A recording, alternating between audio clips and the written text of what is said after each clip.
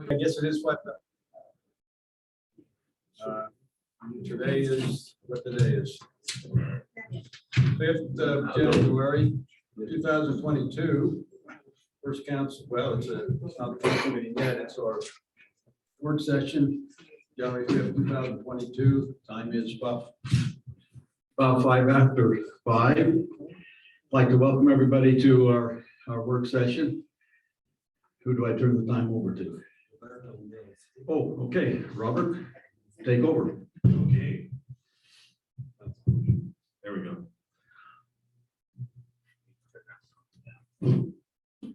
Okay, well, thank you all very much. We were really excited about the opportunity to come and talk to you all, meet together.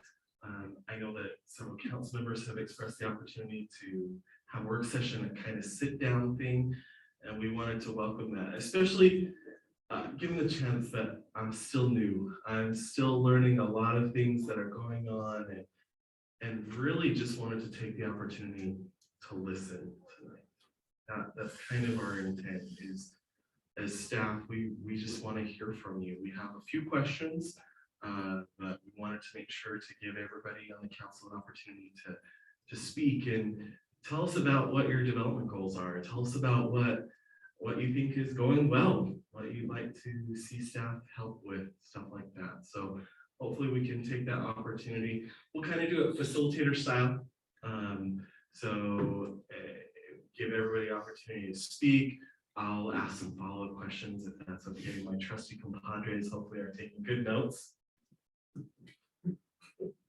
And yeah, we're just excited about the opportunity to collaborate and increase it even better. So Just like to take just real quick and let citizens know that are here and that are online. We have 2 city councilmen that are online with this council. Woman Hyatt and Councilman Hewlett, I believe, is online with us too. So just some housekeeping. perfect. So, and council members that are online, we definitely want your participation. So please take care. Let's be honest. Let's be honest. If they're not here, they're not participating. Okay, I'm leaving now. I'm gonna go eat dinner. You can eat dinner, you don't have to leave. Yeah, you can eat. Yeah, and that's the other thing is that we've only scheduled about 45 minutes for this, so you can have a break. We even have some sandwiches for you in the conference room if you want. So, well, I'll kick it off and just kind of ask a couple questions here. But again, please feel free to express what you feel, and we're just basically here to listen. So, first question. What development projects or incentives or initiatives are happening or have happened in Payson that you are just really excited about? We're trying to get a good understanding of where you guys are at, what really connects with you. And so feel free to go for it. Council, what do you think? Please feel free to use the mic. Oh, whoever's ready. So when you ask the question of what projects that are past, present,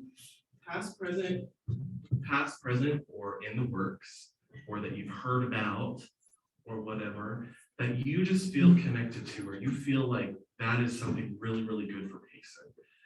This helps us understand a little bit more about what excites you, what you want to see happening in Payson, and what you want to see us go in that direction.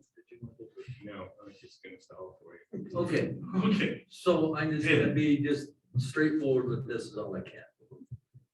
I really like the projects that I participated in a few years ago that were single family houses that Jill and planning and zoning helped me put together based on the land constraints that I had and the other developer that participated in that. I like the fact that we got single family neighborhoods that they have block parties down there every year. They have ownership. With that said, I love single family projects. But with that said, I also love the project that just is completing out, not the one in front of, next to the freeway, but the one on the north side of the multiple housing project down on the north end of town. What is it called? Is that Eversage? I love that one, but I don't love the one next to it. I'm sorry, if I'm offending anybody, I think it overshadows the other one. The other one has some architectural, some integrity built into it. Now, I've made it a point the last few days, Kent lives down in that neck of the woods, but I've made it a point, actually, since I've been appointed council, to drive by there, because I had several people call and say the parking out in the road, which isn't really even a road, and they're parking clear over on the road that's not even part of the project. I think sooner or later, there's a school bus stuck in the snow over there now. It's been sitting there for, I don't know, Kent, how long? Have you seen it? It's not a full-length school bus, it's kind of a mini school bus.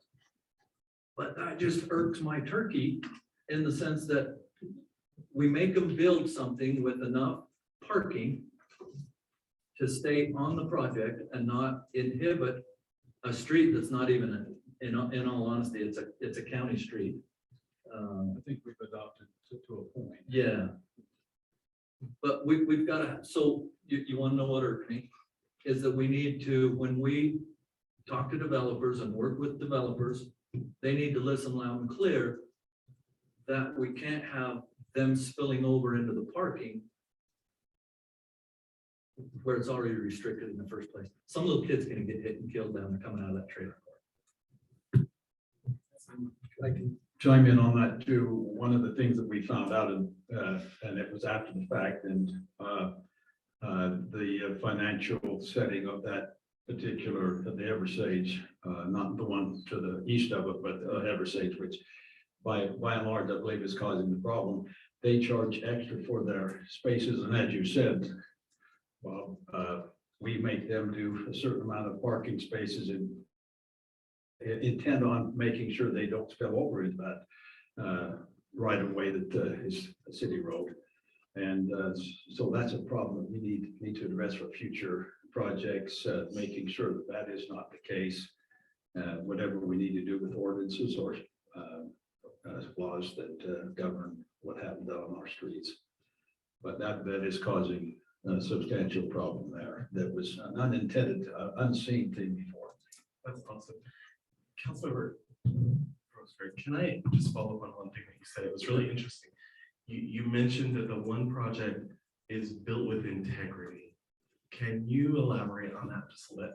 Yes, the look of the building. So the aesthetics. The finishes. Okay. So you've got this one that looks, it looks nice.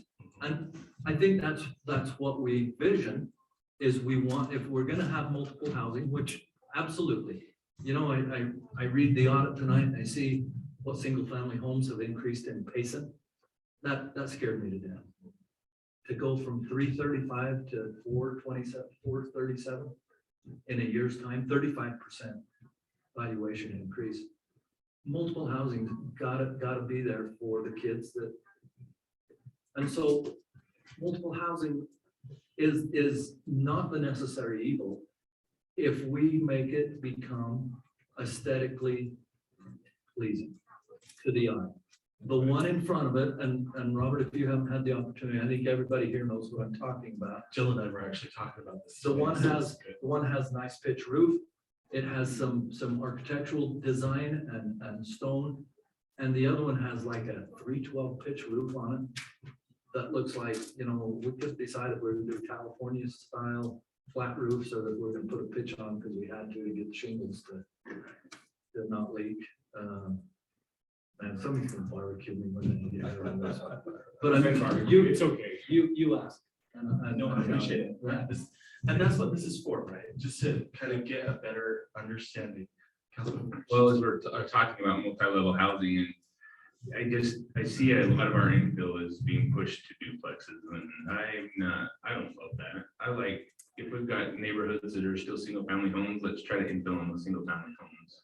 And You know, and I mean, there was one in my neighborhood and that's kind of what stirred the pot, but I look around, there are a few duplexes. It's not like it's the first one and nor will it probably be the last one, but at the same time, I think that rare commodity of a single family home is, we're gonna be out of them. And all new developments are gonna be the bigger ones that they can afford. And so I just think that infill, let's try to keep it.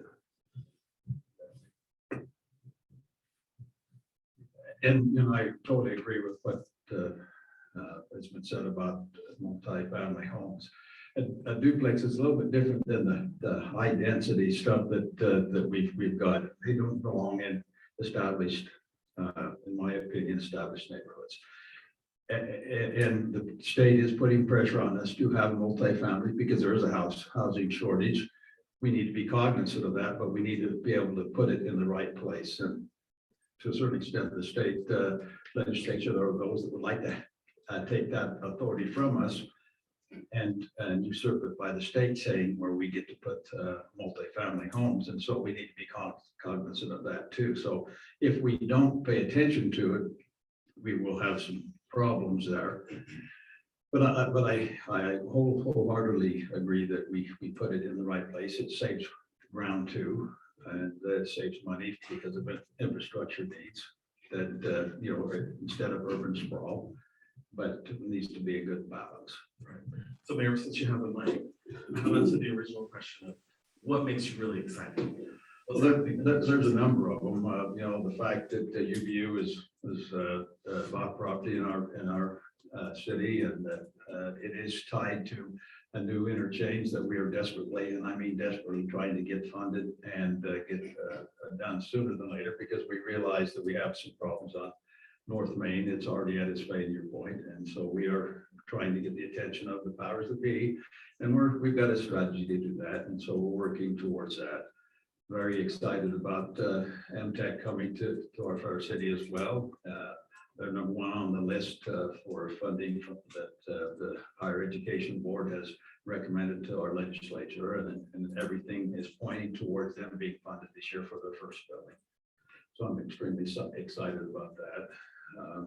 I'm excited about the things that we're contemplating doing on Main Street, the $500 million that may or may not be sufficient to do what we want, but we've got a substantial amount of money to do that. From 100 north, 5 million. I was like, if we have 500, we have 500, I'm so excited. 5 million. We can do so much for you with that. I'm excited about that. Yeah, I would. We could fix our 5 million. infrastructure. Pitch in on that one. Yeah, well, I put too many. Hold it zeros down on on that. us, Mayor. But $5 million to go from 100 north to 7 south. And then also the food hall that we're doing to help revitalize the downtown area, I think, and that's with the cooperation of colleges and universities and other groups that have culinary interest. I think I know I'm excited about the advent of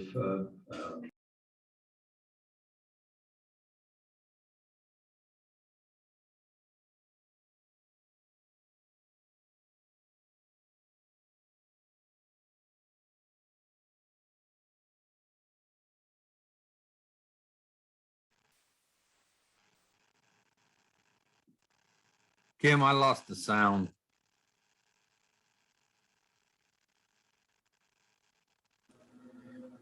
Didn't you lose like everything? Oh, okay. I just saw Brett move his head. Yeah, I could see him moving. Now I don't have a picture. I have a picture. I just can't see anything. sorry. Now I can hear. Can you hear us now? Yes, I can hear you now. Brian? Brian? Yep. can you- Yep. Okay, and you know, I just talked today, Nan Anderson, she's in the governor's office for downtown revitalization, which we are in the middle of ourselves, and they're very excited that we're doing that. And there's money that can be grants that are out there for us to benefit from.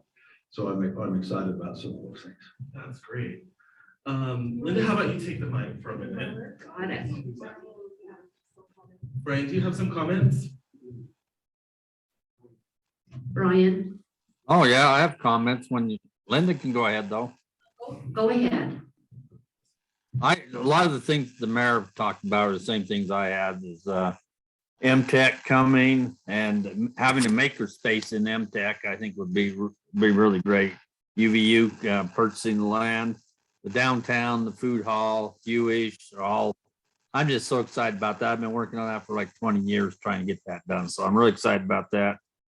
Paris RV coming and helping them as a council in the city to make sure that they come.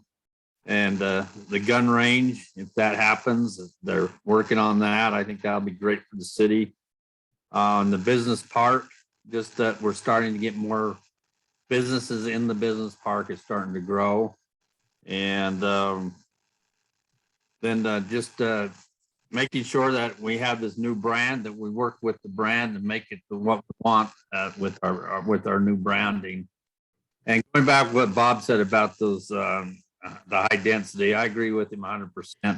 Just to look at those, just the differences is, but one thing I think makes a big difference is not having lined up right in a row. And I think that makes a huge difference. Not having just high density just lined up in a big row. You go up to Lehigh and you go out west, and there's just long rows of these high density.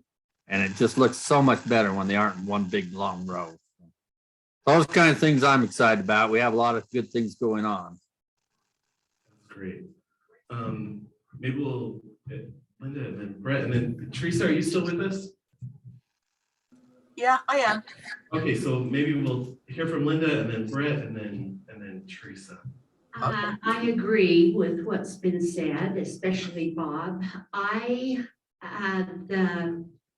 The condos, the twin homes, they don't bother me so much, but I still like single family homes, neighborhoods. I mean, I grew up here and that's what we had, and that's what made everybody happy. Single family homes, I think. Yeah, anyway, that's what I'd prefer, but I don't mind the housing where they've got it. That is good. So a mix is okay as long as It's not in the center of town. okay. Okay, Yes, so that's where it belongs. okay. Another thing that I've been concerned with forever is I would like the older part of town does not have sidewalks. Most people do not have sidewalks. And I feel like we need to have special improvement districts or something and have sidewalks put in. Like, so if as the city infills and redevelops, that's a real priority to you. I would love to see that. And so would the homeowners. I've talked to a lot of them because I live up there in that part of town. And we put in our sidewalk. And they would like to, if they're willing to pay monthly for it. I don't know how you feel or anybody else about that, but they would like to have sidewalk, curb and gutter. So that's a service that they feel real value. Then maybe our roads could be repaired. Our roads need to be fixed. Another thing that concerns me, Kent, my neighbor put in sidewalk, curb and gutter, but he was told he couldn't have asphalt up to his curb and gutter. He had to pay for it. You did mine. We haven't done any. We've only done probably 200 feet, 300 feet of curb gutter sidewalk in the last 2 years. So we haven't been tying them in. But he was told, Yeah, I don't know.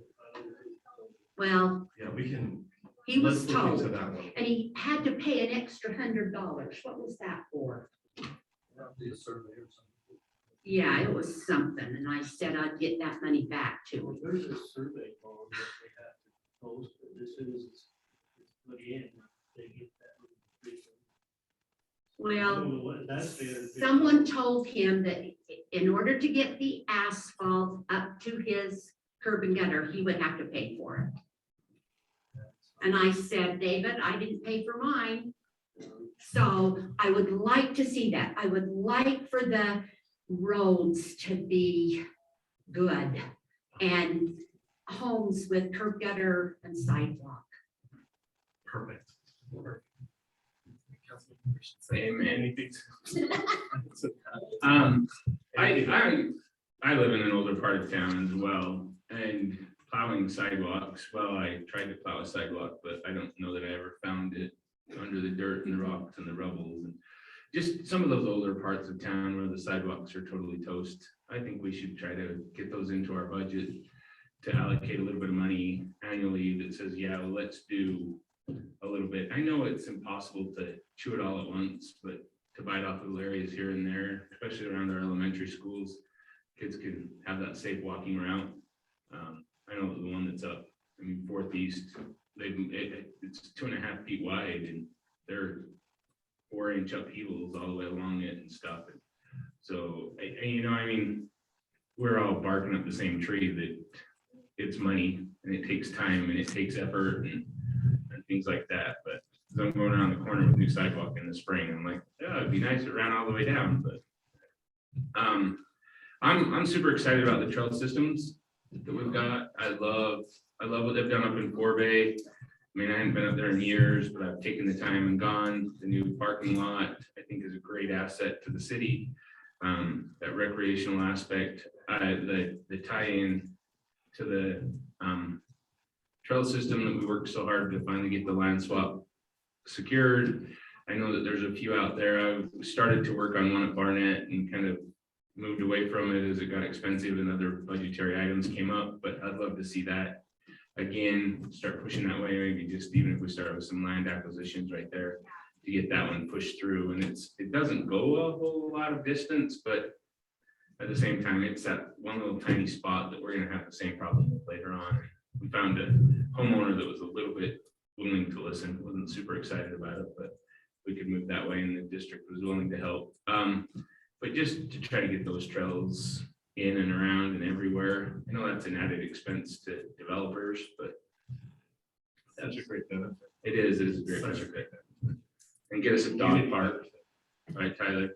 I found a spot for Tyler to build his dog park. We can have a lengthy discussion about that. That's perfect. It was a good spot for it. And then, I mean, moving on to infrastructure and stuff, I just don't know how we can stay on top of it and move forward. I know that there's some developers that want to build and there's no space in our lines. Already somebody's claimed it, and I just don't know how we can keep moving forward and keep moving the development headed out. The first shovel in the ground should have a little bit of pull as well on some of those kind of things, but it's tough when you're losing. You don't want to get spread out too thin, and I understand that as well. But so a couple of those things there. Perfect.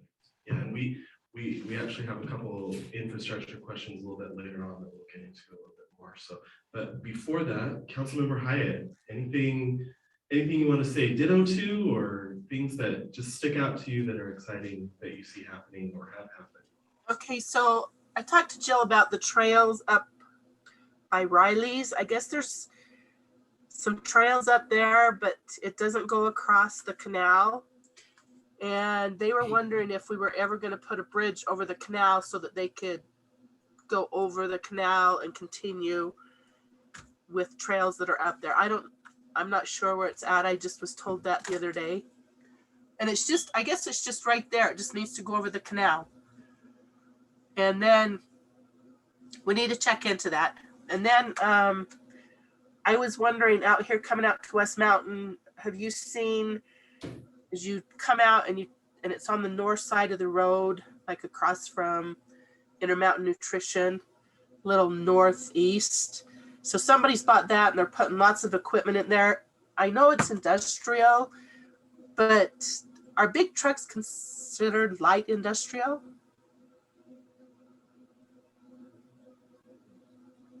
You're talking about on Utah Avenue, right? Yeah.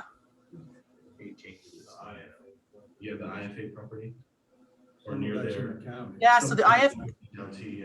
And it all kind of just depends on the use but those are really important concerns that we should be talking about. Yeah, because they're in the county right now, but it's being bought up. And if you drive out there, you'll see they're putting lots of equipment out there now. And I know that the strawberry property just right west of that corner property, it's been bought up by somebody who has lots of trucks. And that's what I'm wondering, because there is that subdivision right across the street, and then there's Intermountain Nutrition. But that's what I'm wondering is, are big trucks and big equipment, is that considered light industrial? I don't know.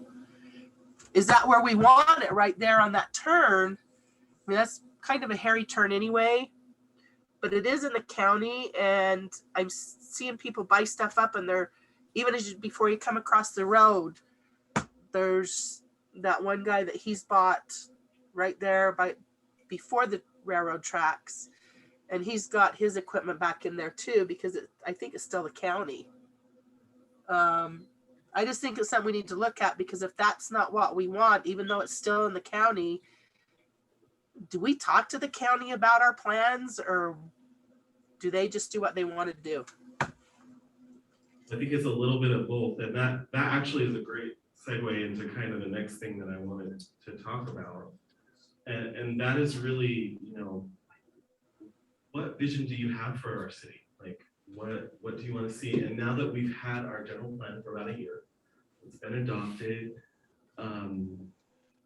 is it helping you realize that vision for our city? Is it the tool that we need? Is it doing what it needs to do? I have to say that I think it's a fantastic plan. There are a lot of really, really good things in there, but we want to make sure that it's the tool that you need in order to realize that vision that you need for the city. So maybe Teresa, if you want to jump in with that question, or if I need to explain that a little bit more, but basically, is the general plan helping you bring the vision for our city to life? So I'm wondering that too, because I know that even out here in West Mountain, and I would like your department to check and see how many half-acre lots really are sold, like in Santaquin, Spanish Fork, because I just don't. Everybody I've talked to in different cities have said, yeah, those half acres were great, but they never got built on. And then they ended up even coming in later and, making them 5 to an acre. But I don't want to have that same situation happen out in West Mountain, because we won't have the amount, for the sewer and stuff like that we need. We need to plan for more than what they're planning on, for the mere reason this has happened in many cities. I was talking to a developer out in Harriman. I think it was Harriman. And they were talking about the same thing. They had these half-acre lots, and they just didn't sell. So they eventually ended up coming, and they had to make them smaller lots. Well, they run into the same situation. They hadn't planned on the sewer. So when I hear that we plan on doing 2 houses to an acre out here, it's really, unless we have a multi-millionaires moving in, I don't think that's really what's going to happen out here. I can see that we can put that on a plan right now, but in 10 years, guess what? We're going to be right back to where we were at, because it's going to go to, 4 or 5 to the unit. It's not going to stay at a half acre. People can't afford $400,000 for a lot. And if they do, they want more than a half acre. If they're going to pay $400,000, they're going to go buy a 5 1/4 for $6.5 or $700,000. And I'm thinking we're trying to get away from the 5 1/4. So that's my input. That's coming from other people that I've talked to. And that's why I'd be interested to know just how many half-acre lots have been sold in Santaquin and in Spanish Fork. I think that would be really, really good information as well. Councilmember Hewlett. Yeah, so as far as the general plan, I think it's a good plan. Partly that we have to kind of stay with it. And I think one thing we have to realize that in the general plan, in the map of the general plan, it's not lot specific or half lot specific. It's kind of a general area plan. But as we do certain areas, then we need to have a specific plan in place to make the general plan work. But it ought to be tied to the general plan. But I like it. And what I think is very important to, as we do go through our general plan, as we do specific plans, as we grow, is to remember how are we going to keep that small town feel while we're growing. And that's really important to me. That's a great comment. Thank you. Mayor. Hit it. What he said just now.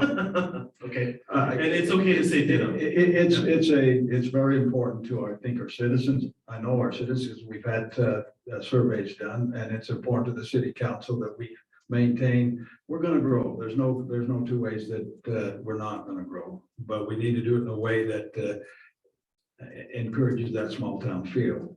And, you know, it's very easy for, right now in this market, for real estate people and developers to sell the multifamily because, you know, that's an easy sell. But I've talked to a number of horse or property oriented real estate agents, and they say, well, yes, it is. But if you hit the right market and do the right things, you can still sell some of those little bit bigger lots. Now, I'm not talking about 5 1/4 acre lots, but you know, just some of the bigger lots that will help foster that, so we're not looking like some cities I won't mention, but wall-to-wall homes and cement, and you can't breathe. And so I think it's important that we maintain that feel. I also feel that it's important that we've got a jewel in a couple of things. We have a jewel in our downtown area. A lot of cities do not have a central area that they can call their heartbeat of the We have an community. actual main street. We have an actual main street. So I think it's very important, and the state has grants that will help maintain those, as I talked to lady out of the mayor, the governor's office. And so there's some grants that we can help foster that.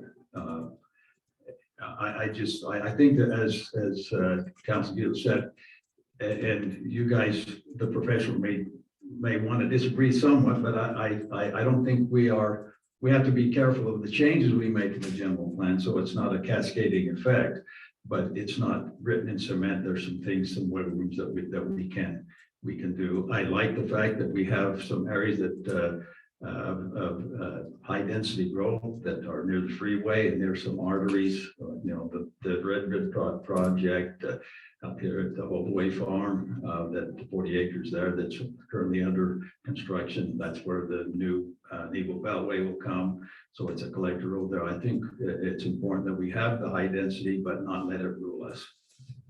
Great. Maybe just pass on down. No. Ditto. Okay, perfect. I think we've got some pretty good challenges ahead. We talked the other night, I think, you know, what precipitated this discussion is we looked at a zone change within the area out there that's under development, and all of a sudden we figure if we do any more growth to the south, that 27-inch sewer main, it isn't going to be able to accept any more growth. But even before that shovel was put in the ground 2 or 3 months ago, we were already overburdened with where we are tying in, because the line we're tying into is only 27 inch. So I wish somebody would own up to who owns the crystal ball and said, this is the way it's going to be. But our challenge is this, not only, and we're talking specifically infrastructure for a minute. Our sewer system is ready to be upgraded. We're going to be in good shape there. But I'm not so sure, Travis, and you guys, that we've got the ability to go farther south, even with our master plan, with that 27-inch tie-in. And I'm talking mostly west right there. But then I've been watching, the last 2 months, I've been watching Europe. And I'm nervous, Brian, about nuclear power all of a sudden. Europe has drawn a 0 nuclear power grid by 2040. Denmark decommissioned one last year. Germany is decommissioning 2 this year. They're going off the nuclear power grid saying that. And it's the reason I'm bringing it up is we're invested in one and we're counting on that big time to be power for Payson in the next few years. The population of not understanding, I don't know what to call it, but it's growing in momentum with the citizenry saying, we don't want the potential hazards that nuclear wastes bring. We like wind power. We like the new alternative powers that are coming in. So I'm bringing up power, Brian. One thing we ought to consider too, everybody wants electric cars. Yep. They're switching the transportation emissions into the electrical grid. And we're not gonna, I don't know if we're gonna. So specifically infrastructure, water, I'm kind of comfortable on with the CUP coming, but the only problem with CUP is we gotta keep praying for more snow. The CUP can only, I mean, even though we're guaranteed so many acre feet coming with the new line, if they don't have it in the reservoirs, they're not gonna be able to deliver it. Those are challenges that have been age old. I mean, when Payson first founded, they lived off the Petite Creek. Petite Creek's no longer, sustainable. And so the alternatives for water, for power, Brian and I attend meeting, I hear the power stress of the grid that we are in South Utah County, and we are at max. Spanish, Springville, Payson, Salem, they're at max. And trying to get new lines built and trying to get new things, it's a challenge. I'm not saying it's impossible, but it's a challenge that we got to take into consideration of, can we supply those services? And yeah, I want to be able to say, yes, we can supply those services, but we got to have a crystal ball that reads,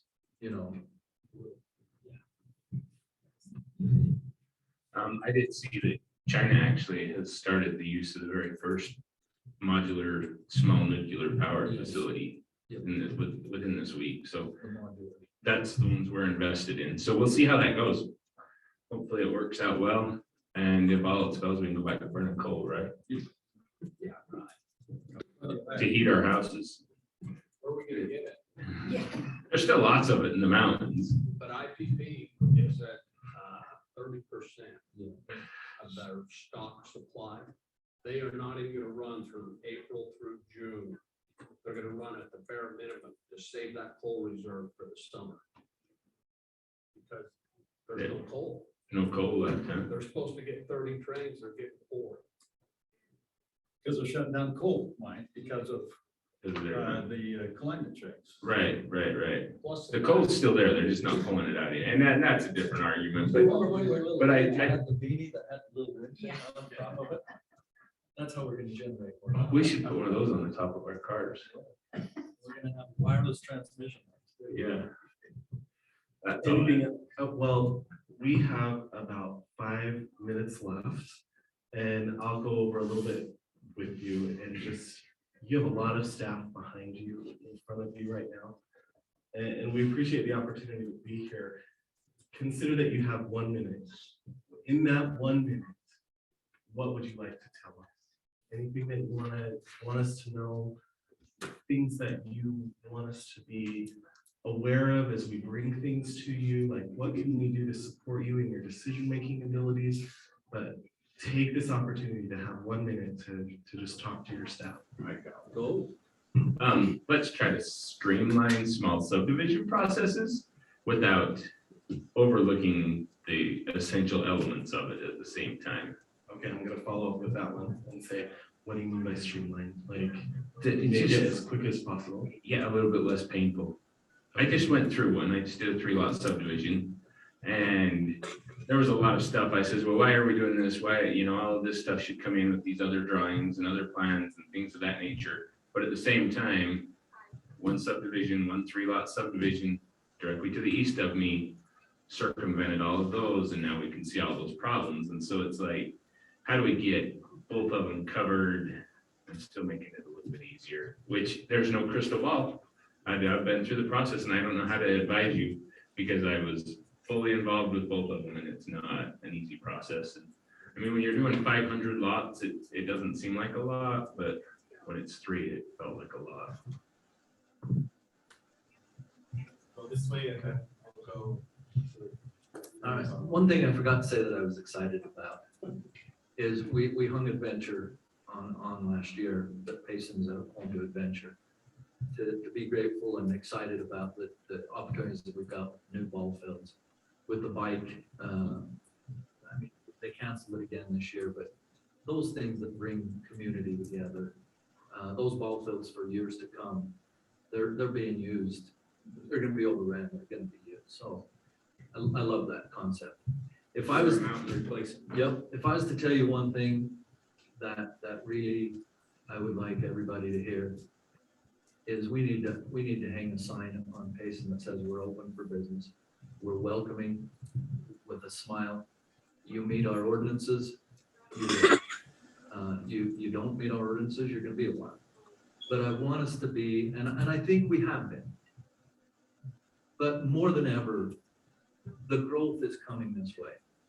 And us being prepared for it in a direction with ordinances that are complete and understandable, that we're open for business. And I mean everything from the next Dairy Queen that's gonna come to Payson to the next Tilled Up Slab that's gonna come to Payson to the next. And they're gonna come and we need to find a way to welcome, provided they fit our ordinances and our growth pattern, a way to welcome them and get them excited to be coming to Payson.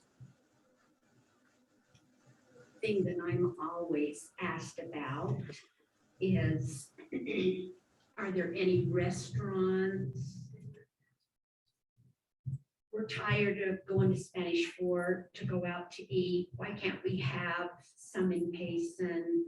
And I think those kind of things are real important for a city too. We don't have to have, 10 move in, to have 2 or 3 that people can enjoy would be wonderful. And I agree with what they said also. The ball fields are wonderful. And I'm excited for the summer because I told you I wanted to keep score. Anyway, and it'll be exciting for Payson.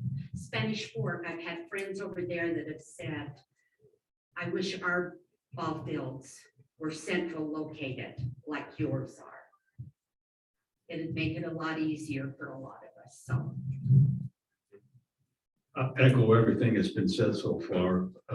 So I think the one thing I'll touch on too is and streamlining. And I understand there's lines that are unavoidable, but streamline some of the retail and industrial type responses to coming to Payson and not have unintended roadblocks that slow that process down. We need retail, we need light industrials for our tax base, and so we can employ the people that live here too, and so they don't have to go to the north or to the south. And so that would be nice to have that. And there's always going to be problems. There's no utopia there, but make and we need to go through our ordinances. We talked about that before. In some ways, they're wanting, as our infrastructure is, but need to work that process and make them protect our future, but be realistic. Perfect, thank you. Councilmember Hyatt. Oh, is she still on there? Yeah, I am. Oh, okay. What was I gonna say? Okay. And this isn't negative. We just need to look like when somebody builds a 3-story office building to make sure they have enough room to park. And I'm not going to say where this is at, but It's in my neighborhood and I'm excited for it. okay, no, you've got one there. They leased out to a big group of therapists and there's no place to park because there's like 12 therapists. And so you have 12 people there, therapists, and you have 12 people there every hour visiting the therapists, and there's no parking. So when we do this kind of stuff, because they'll come in and they'll say, oh, I'm renting to these people, or we don't know, we're going to rent this out, which that's what we want. We just want to make sure that we have parking for them, because this specific place has too many people coming in there and there's no place to park, and they're parking in other people's businesses. And I just don't want to see that happen more. I'm glad that we've got these businesses for sure, but we need to make sure that that doesn't happen. Just like that one going up where Dr. Taylor lived. We just need to make sure that whatever goes in there isn't going to require a ton of cars, because they can't even park on the road. So that's just something I want you to be aware of, because I never thought about it until I had to deal with it the other day. Excellent. That's a really, really good thought. Thank you. Councilmember Hill, want to finish up for us? Yeah, I can do that. So I guess my take is to try to take the government out of government. Make it more like a city, more like a business, that the city residents are customers of the city. Anybody that's coming into the city, is we're recruiting them to come to the city. And so we're trying to make things that work for them, with going back to the ordinances and making things easy and not stressful, but also keep in mind that we still have to have our rules and regulations, but try to make them as easy as we can, and just run it more like a business that's trying to do the best they can, not get bogged down in being a government agency. So that's kind of my 2 cents. Perfect. Thank you. Again, this was really helpful to us as staff, just to listen and to hear things. And there are a lot of things that we still want to talk about with you. There are a lot of things that we'll kind of take back and discuss, and then we have more questions for you later on. But we just really wanted the chance to hear you, and for you to have that opportunity just to talk to us. Okay, one thing real quick, and it's a big one, and we felt it, and we want to continue to feel that. We want you to trust us, and we want to trust you, and that's the only way forward that we can work in. So open-minded communication, which we felt, but we want to continue to have that. Awesome. Well, just thank you again for this. That's basically all we have. We are excited for everything that's coming. Keep going. Thanks. Okay. Once again, thanks for everybody being here to our work session. We'll adjourn now, and we've got 10 minutes until our regular council meeting. We're a little bit late.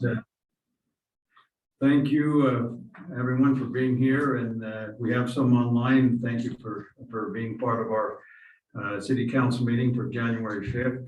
I believe the first one in 2022.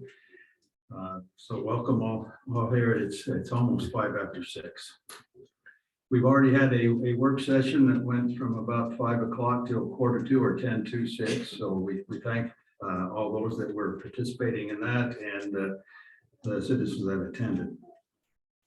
I've asked, well, I shouldn't say I have, Council Christensen did ask if Tyler Horan would give us the prayer, and Allison, I'm going to not pronounce your name right. So if when you come up, would you please let us know what your last name is? So prayer.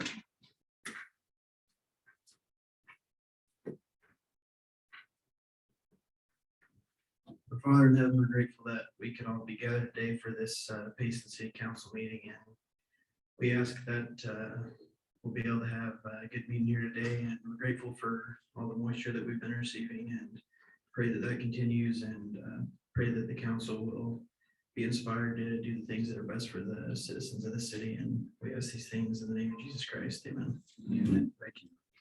Allison, come on out.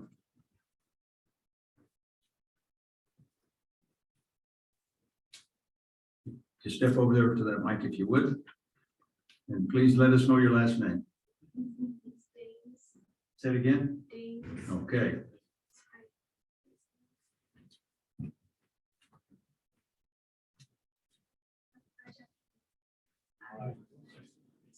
to the flag of the United States of America and to the republic for which it stands, one nation under God, indivisible, with liberty and justice for all. Thank you, Allison.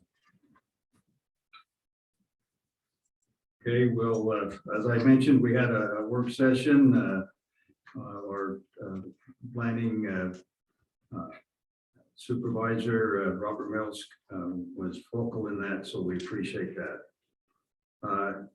We'll go ahead and go to C, oath of office ceremony, swearing in by Judge Dew. Are you here, Judge? There you are. What do you want us to do? Whatever they tell me, we probably want to do one at a time. Yeah, just want to start from there. Come down. You bet. We have two let's see, who's one council member online. Okay. We'll take that with that one. Okay. Okay, just repeat after me. I, and say your name. With him all right?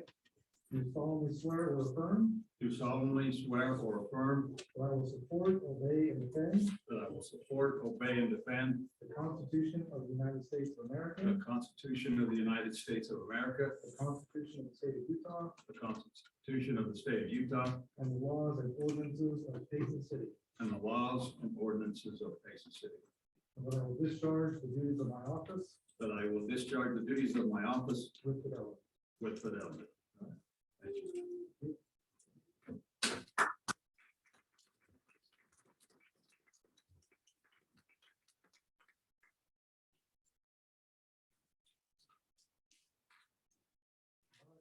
Christensen, you want to come next?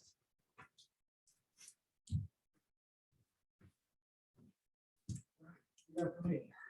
I, and state your name, I, Brett Wesley Christensen, do solemnly swear or affirm do solemnly swear or affirm that I will support, obey, and defend I will support, obey, and defend the Constitution of the United States of America, the Constitution of the United States of America, the Constitution of the State of Utah, the Constitution of the State of Utah, and the laws and ordinances of Payson City. and the laws and ordinances of Payson City.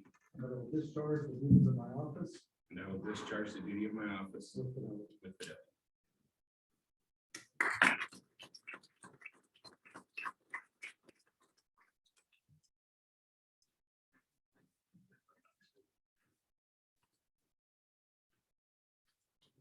Councilwoman Carter.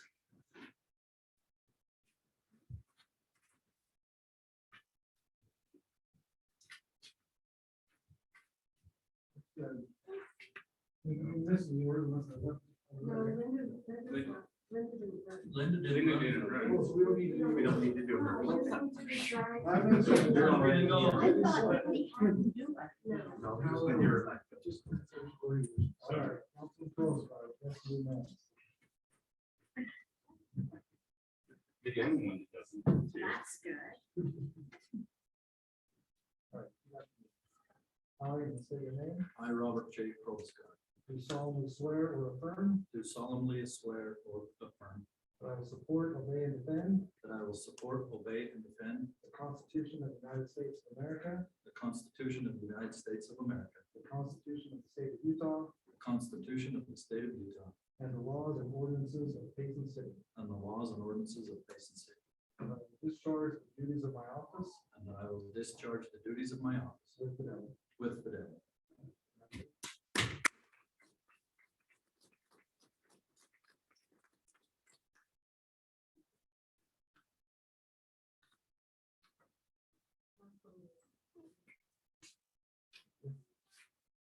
He's online. Your video, Teresa, can you turn your video on? and I don't need to stand here so she can hear me, right? So you can hear. Um, Let's see if we can put her on here. how did I? Just a minute. Okay. Yeah, it's on. There you go. So you want me to stand up now? Have you stand up and raise your right hand. Okay.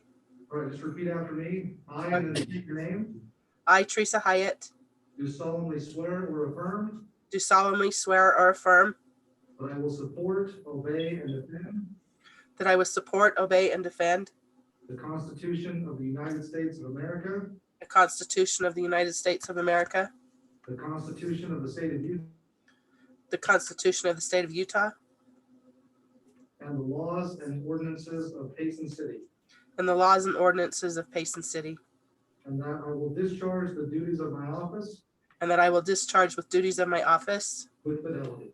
with fidelity. All right?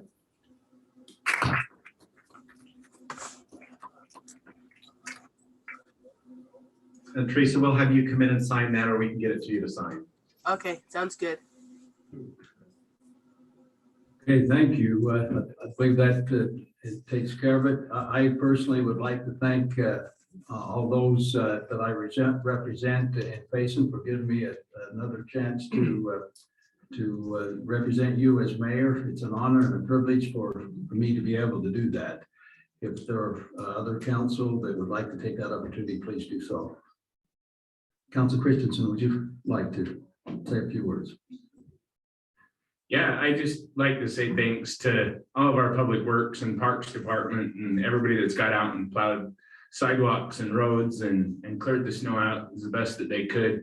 You never know in Payson and state of Utah, if the snow's gonna be here for 10 minutes or 12 years, right? So it's always a gamble, but it's looking pretty good and it's melting off pretty quick. Hopefully it's not too quick and we'll get enough snow and rain throughout the rest of the time. I really do appreciate, it's kind of been a burr under my saddle that we plow some of our main thoroughfares when it's really the responsibility of the property owners that are there. But as I drove through Salem today and watching the little kids climb up and over big piles of snow, I thought it's really nice that we take the initiative and shovel those main thoroughfares. And so a shout out to our parks department and street department that do that and keep those areas clean. So thank you very much. Otherwise, I don't have anything. Thank you. Anything there. Council Pro Scott. I would echo to the staff, what a dedicated staff we have. I'm amazed at the dedication and the hours that are put in, that the citizens really don't see, but the emails that come through, I appreciated the email on the snowplow driver that took a moment and assisted a citizen. I'm also grateful for our families. That way they may not be here every week, but we know behind us they're supporting us. And to the citizens of Payson, we just swore an oath that we'll do everything we can to represent you, and I just want Payson to become better and better each day, and that's my whole purpose of sitting here, is to bring the hometown feeling to the growth that we're experiencing and to bring the services that our citizens deserve. Well, thank you for this opportunity, sir. Thank you. Council Hyatt, would you like to say something? Well, I'm gonna ditto both of them because they both said awesome things. And I'm just glad that we have another 4 years to work on getting to Payson the things that people want there. That's it. Okay, thank you very much. And again, once again, for me and for all the council that are being reinstated, thank you for the support that you've given us. You're welcome. Okay, we'll go on to D, consent agenda, approval of the December 15th, 2021 city council minutes. Proclamation of cowboy poetry. We've been the center for the cowboy poets of Utah for a number of years, so we've had their meetings here down at the Veterans Home. Also, Bamberger Ranch Road dedication plat. So that's the consent agenda. Unless there's some questions that council has, I'll accept a motion to approve the consent agenda. Mayor, I would make a motion that we approve consent agenda items 1 through 3. Is there a second? I'll second that. Okay, have a motion and seconded. All in favor? I Okay, Council here, did I hear you there? Yep, I said aye. Wonderful. Actually, I Motion said carries. yes. We're supposed to say yes. Okay. I said yes as well. Okay, motion carries. Thank you. We'll go on to E. Petitions, public forum. We'll go ahead and open up a public forum. Anyone can speak on items not on the agenda. Please try to limit your comments to 3 minutes or less. So we'll go ahead and open a public forum. Anyone online or here in the council chambers to address us at the podium. Come on up. If you just let us know who you are and then your comments. This is becoming too regular now. Yes, I remember Linda, you used to run up those stairs. I can still run up that. Depends who's chasing you. Anyway, I'm here in behalf of the fire department. I was looking very closely at what our fire chief is required to do. Dale, you need to state your name, she said. Oh, Dale Herbert. Just for our record, that's all.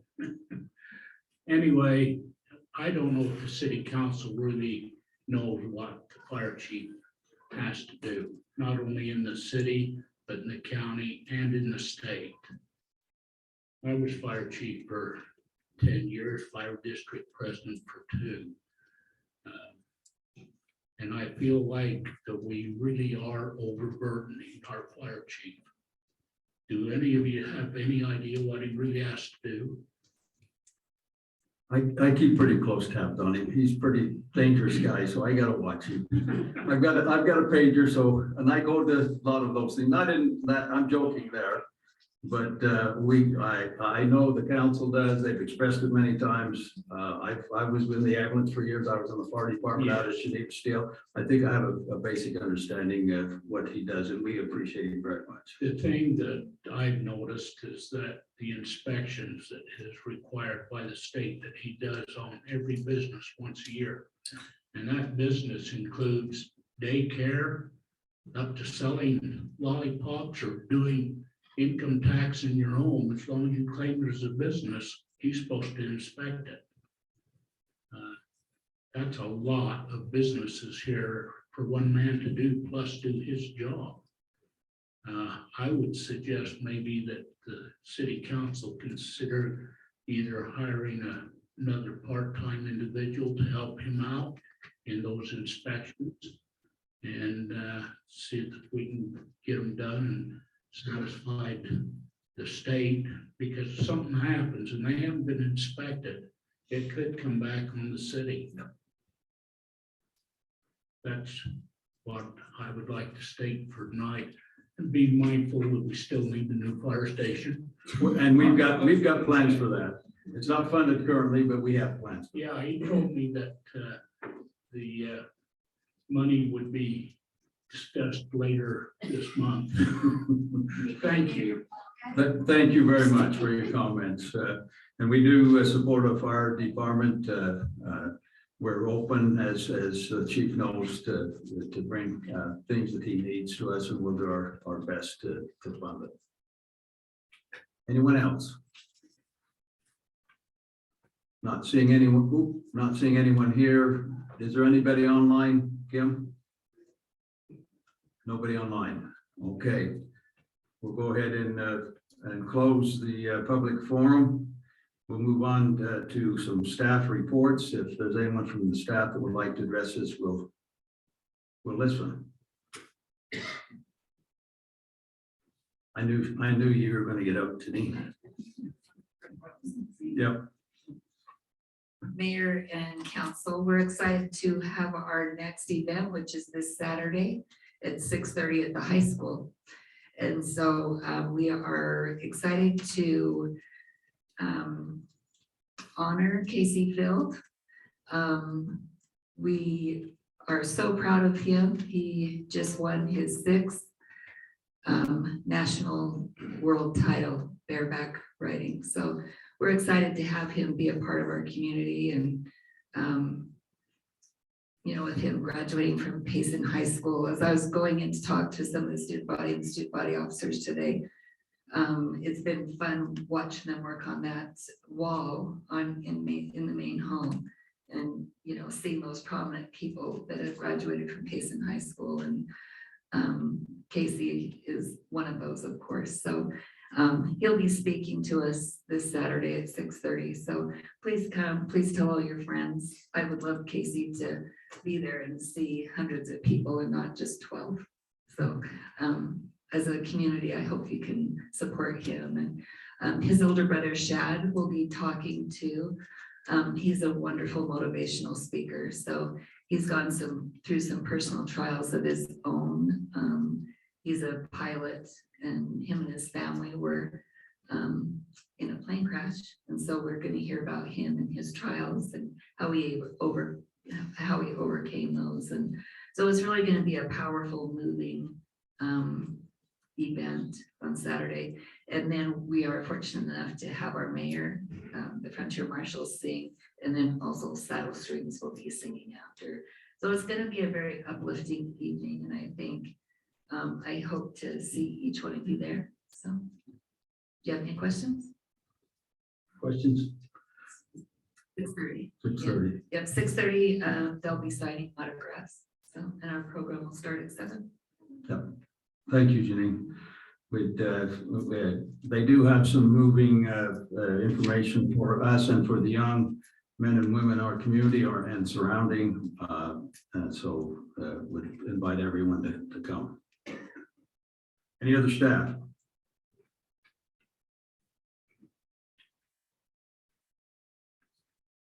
Mayor and Council, just a couple of things, as you know, especially with today's reports, how the increases we're seeing in COVID is really affecting a lot of our community businesses and some of our employees, but we're doing more and more testing as this goes on.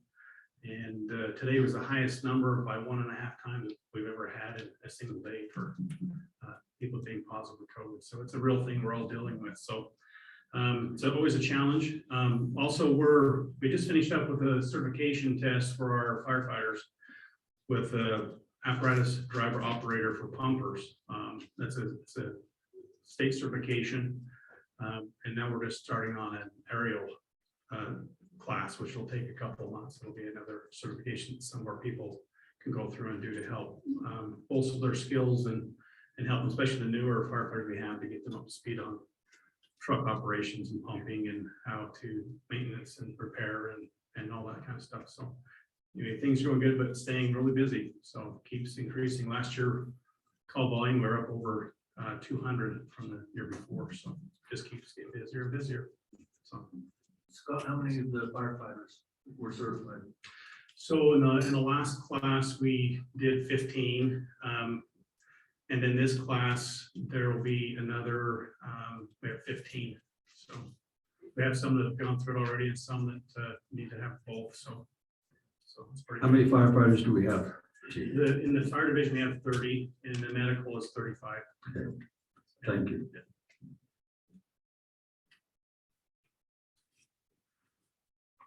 Any other staff? Okay, I might just add to Chief's report. I and my wife had just this past month, we've had COVID, so we certainly understand it's out there, and we survived, thankfully. And it was just before Thanksgiving and the beginning of January, December, when we no longer positive. So, okay, I know that there have been a few of the council that have expressed some. I've asked them to, but I'll go ahead and open it to council reports. So we'll start with Council Christensen if you like. Okay. Yeah, that's fine, but that was because of the election. So go ahead. Council Carr. Thank you.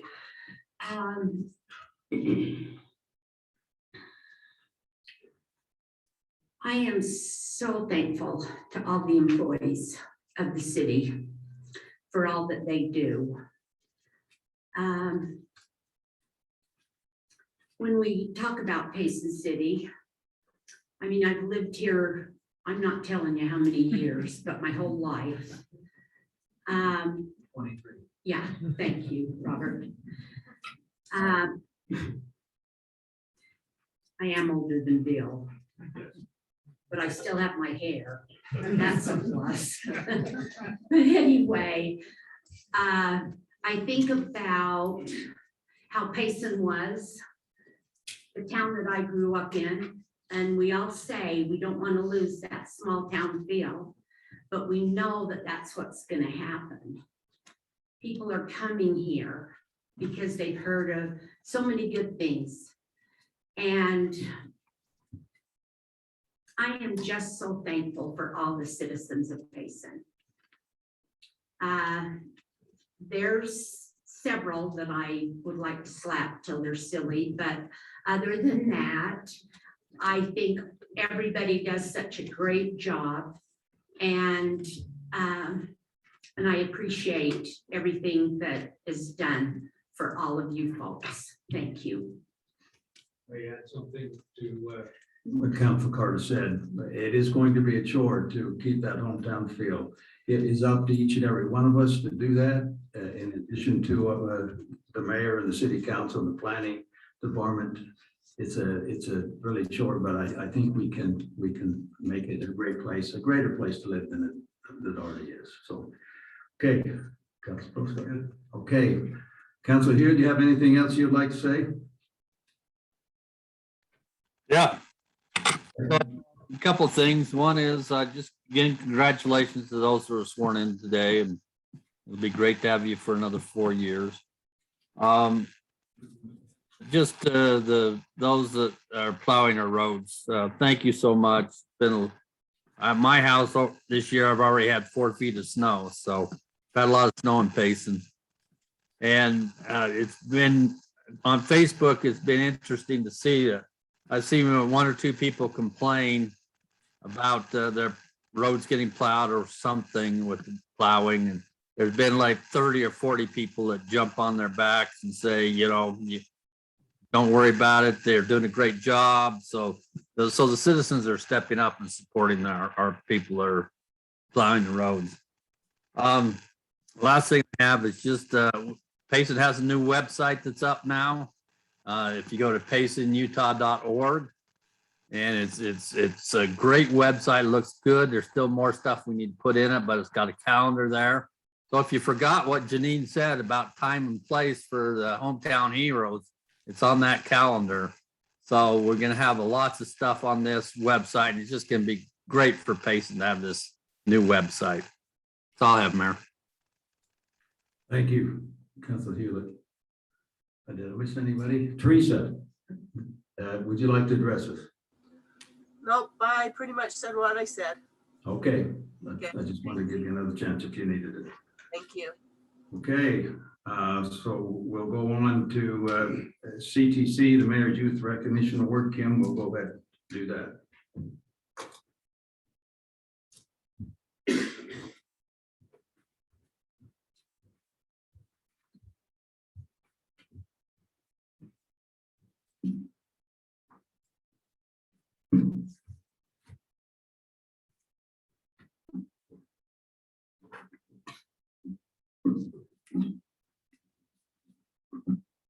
Great, let's have Alexander come up here first. And just stand right here by the mayor. This is fun, I promise. He looks nervous. Just don't be nervous. So this is Alexander Thornton, and he is from Payson High School. And they wrote that Alexander is a junior at Payson High School, and he is currently a member of the high school swim team. Mrs. Simmons said the following: Alex is a great student. He is one of the peer tutors for some of the students at the school who got special needs. My son is one of them. He's in Miss Sam's class, and he is so helpful. He is great with kids and does so much to help out. We are lucky to have him work with our units. Congratulations.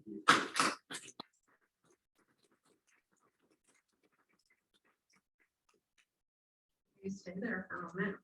And Allison, say your last name again, Allison. Is it James? James, okay, want to say that totally wrong.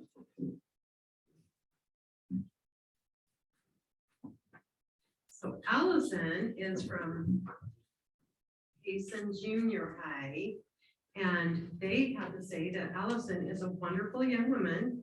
She exemplifies goodness in all that she does, and she turns in her completed assignments, and she always goes the extra mile to help others in her class when needed. And she is a pleasure to have at Payson Junior High. So congratulations. And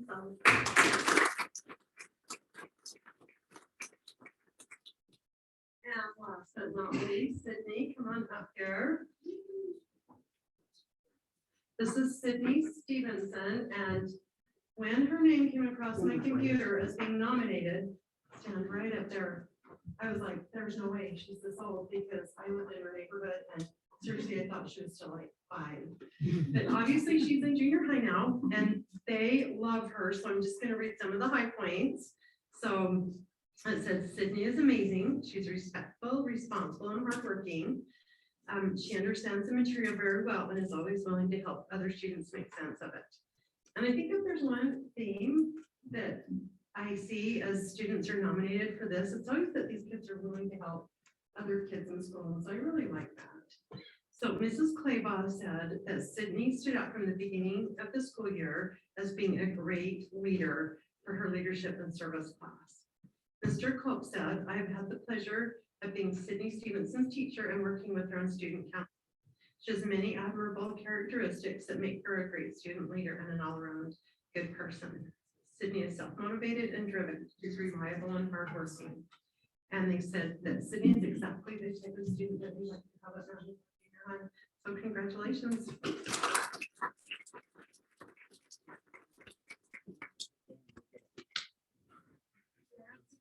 Come up and take pictures, or grandparents or whoever's here. Go ahead and come up and take pictures. Yeah, there you go. Yeah, a big tall glass of water there.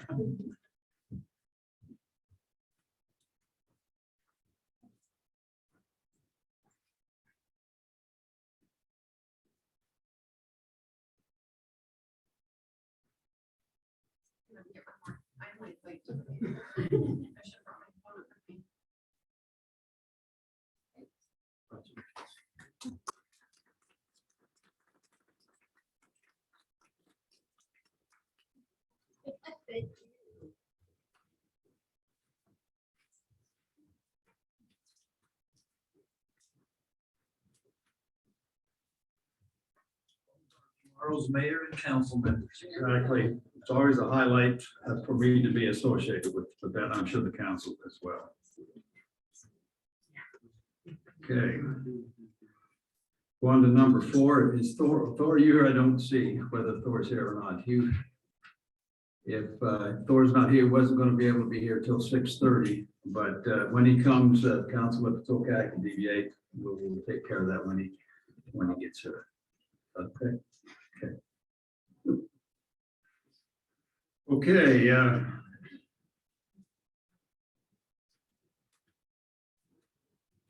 Go down here. Right there. Yeah, number. Thor, are you ready? Yeah. You won't even get a chance to sit down. We're just talking about you. Okay. Come on up if you would.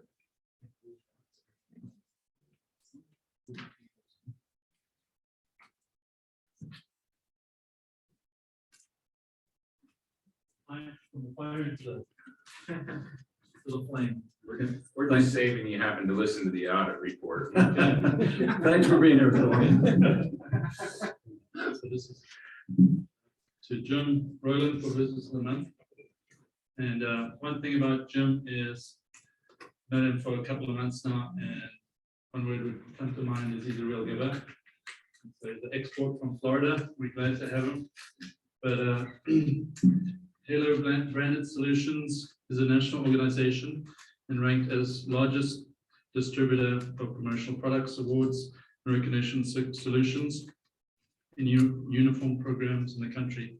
Halo provides all kinds of custom printed promotional products, decorated clothing, and online stores for small, medium, and large companies. And Jim runs his business out of his home office, Payson, along with 800 other team members throughout the country, and coordinates projects within the local businesses, organizing other 3,500 suppliers to custom branded products to help promote and create customer loyalty.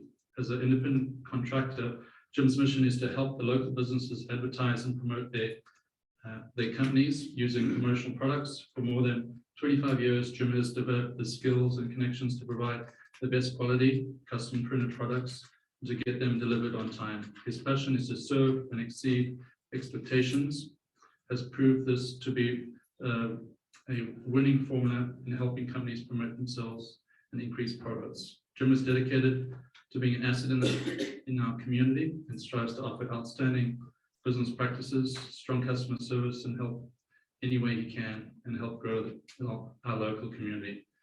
He also serves with me on the Payson Chamber of Commerce.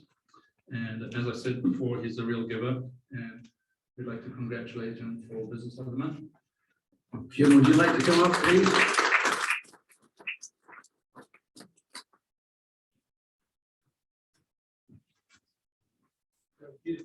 Thanks. You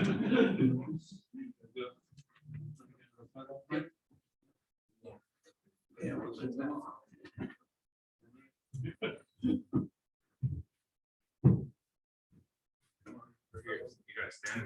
They made the spot, huh? Oh, that's nice. Yeah.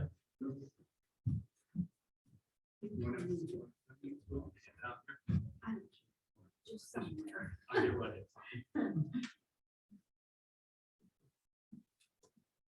Did you get over there? I think- Thank you very much. Thank you.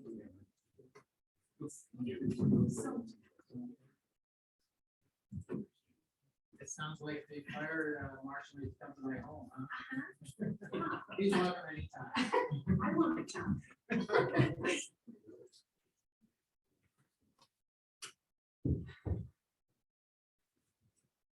Okay, we'll go on to number 5, presentation of financial audit for fiscal year 2020-2021. Ben?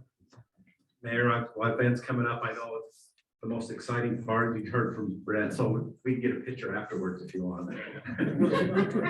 You better do it before we're all still awake. Anyway, Ben's been auditing the city for quite some time, and you all know him, I think, from previous audits, but we appreciate the work he's done. And Kathy is online, so if you have any questions for Kathy, but we'll turn it over to Ben. Thank you. Like you said, my name is Ben Probst. I'm with Gilbert Stewart CPAs. Before I start, I just want to express gratitude to Kathy and the accounting staff for providing us with the information we needed so we could get this completed on time, get it to the state, and complete our report and gather the evidence that we do. As you know, when we come in, what we do is we spend numerous hours, some here, some at the office, and gather the evidence so that we can, looking at disbursements, confirming them with third-party outside sources, and confirming that the numbers and the money collected and expenses paid are accurate. We select samples and gather enough evidence so that we can form our opinion on these financial statements. And our opinion is found on page 16 of the report. I'm hoping that you were going to have a digital copy, I hope. But where I just found out she got ill, but not sure if you got that copy. But on 16 is our report and is our opinion, and I'll just read that. States, in our opinion, the financial statements referred to above present fairly in all material respects the respective financial position of the governmental activities, the business type activities, each major fund, and the aggregate remaining fund information of Payson City as of June 30th, 2021, and the respective changes in financial positions where applicable, cash flows thereof for the year then ended in accordance with accounting principles generally accepted in the United States of America.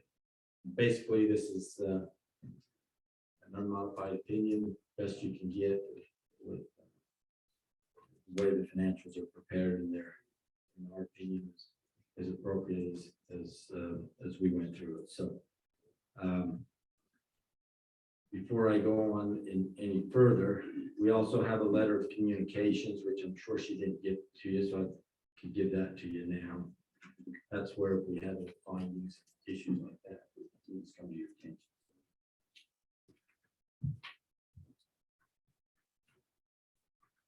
Ben, while you're passing that out, I have a question. You stated in there that in regards to the COVID, the past year, that Payson City relatively came through that and actually increased in revenues. Yes, yeah. I'm wondering how that fits along with other communities that you audit.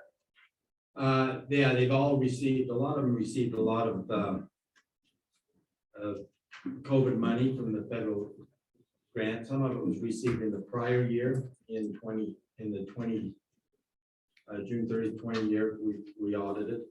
And some of it, and then some was received this year, and we've also received some that's going to be effective next year in the current year that you're in. And so most cities that we've audited, it varies in the size of the cities of how much funding that they received, and it was beneficial for all of them in what they received. And so this last year, not this year, but I think the amount we received was a little over $1 million. Have to be no more, so $1.4 million, but it was split between the two fiscal years. And last year, in the 2020 audit, we had to do a single audit, which is a federal audit.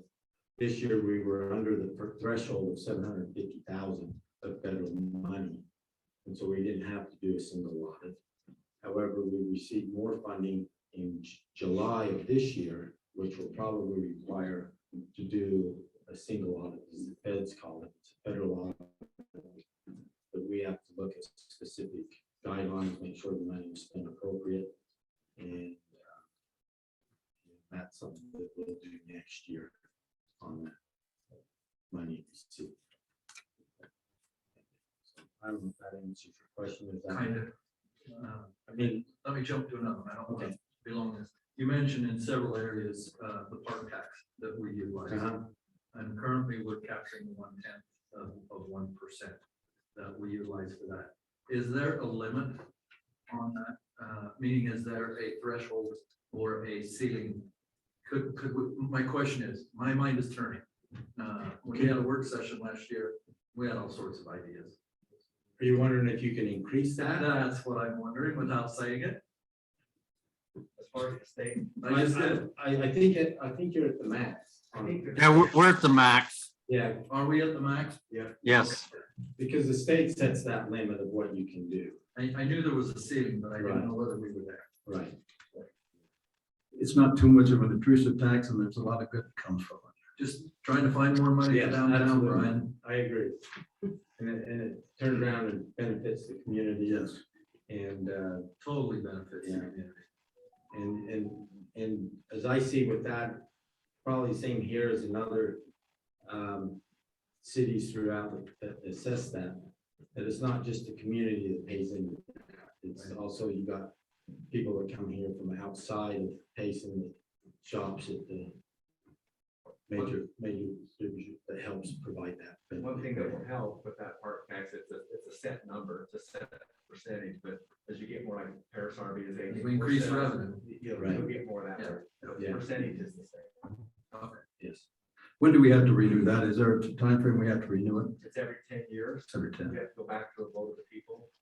So we probably have 6 years left. Thank you. Any other questions? I have a few questions for you. This is Brian. Sure. On other matters, I think it's on page 115. I don't think you showed that you had any findings in this, but it does talk about there was something that was non-compliant, and you sent a letter to the city, and it's still non-compliant. What was that referring to? That's in this letter that I just passed out on page. On here, there's one finding that's related to the general fund. The state says that our general fund balance of unrestricted, or it's not reserved or restricted or tied down. The last page. On this, yeah, but it's on the letter I just handed to you. on Yeah, the the last page. page. Right. In there, you cannot, that balance cannot exceed 35% of your general fund. And we happen to exceed that by about $600,000. I almost look at it as a good finding in the sense, I mean, That's obviously the same. basically, we've had that from year to year. And where we had it last in the prior year audit, the state may come back and want some kind of, how are you gonna resolve that problem? And we tried to address that. We transferred some into the capital projects fund. We just undershot. We didn't anticipate it getting as much as we thought. Yeah. So I think it's a good finding because you have Right. that fund balance, but we tried to move the capital projects, which is not counted in the general fund. We just undershot a little bit. So we'll work on doing better on that.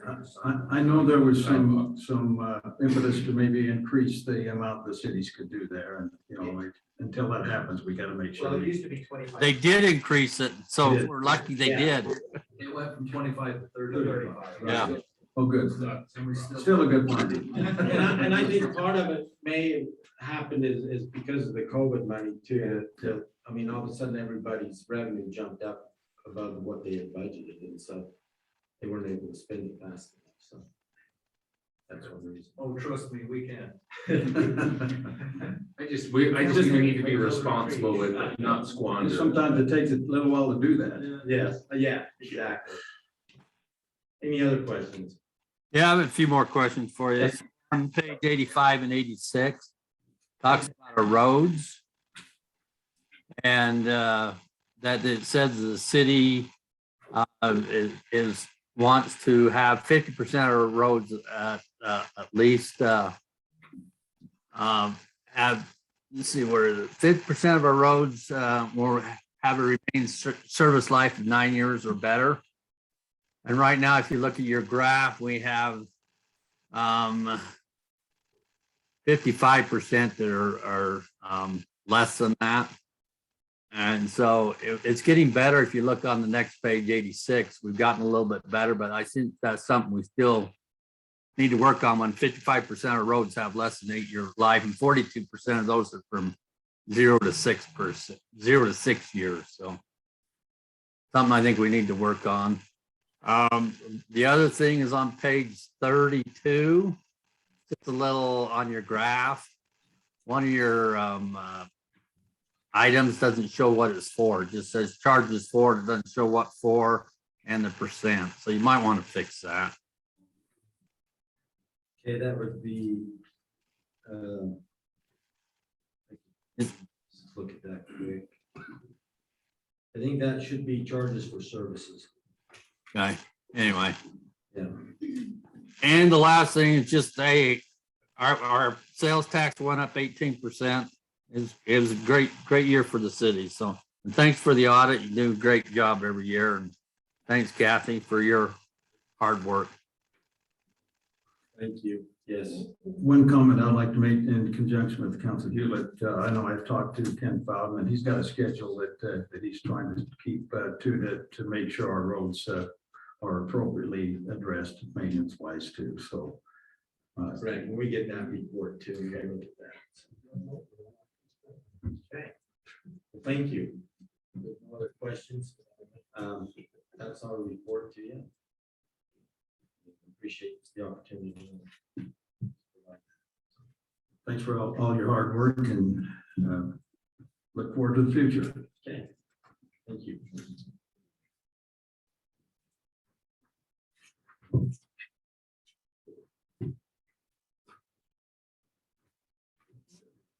We'll go on to F, action items. Review of the Bettini Museum restroom model. I believe we're going to, I'll ask the council to table that if we would. I understand the architect's not quite ready, so that's the reason for the tabling. So Mayor, I make a motion that we table the Petite Need Museum restroom remodel. No, second that. okay, have a motion that's been seconded. All in favor? Yes. Aye, yes. Okay, that passes unanimously. Thank you. Okay, we'll go into number 2, ordinance amendment to Title 9, streets and sidewalks. Jason? Mayor and council, this has been some time coming now, as was pointed out a few weeks ago. It was started by the predecessor in development services. And since then, staff has worked quite hard to get this where it is today. Robert's behind me. All the way. Anyway, let me just start by saying, Nestor pointed out many things, and it was pointed out to him some things that need to be addressed.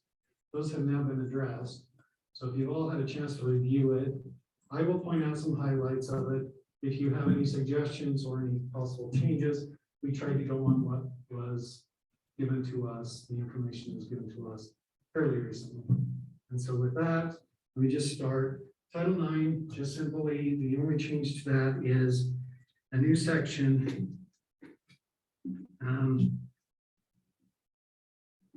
That just talks about, at the end of Title IX, just talks about it as a reference to the design guidelines. It's simply all it is. Bob, when you mentioned some time ago about ease of access, if you look at the ordinance for most construction, and as you know, most construction items go through design guidelines rather than ordinances. So the ordinance just simply references the design guidelines. And that's what it. So that one will be a separate motion when we get to it. And then let me point out section 9, first of all, in the design guidelines. For the copy I have and the copy you have, it starts on page 39 or 37, excuse me. Page 37, Correct. 9.1. I have definitions under 9.2. So the first one says street, and then number 2 is definitions. Most of these are new. As was pointed out last July, many of the definitions actually never existed in this section. So let me point out the first one that we worked on, or that was discussed in one of the prior council meetings.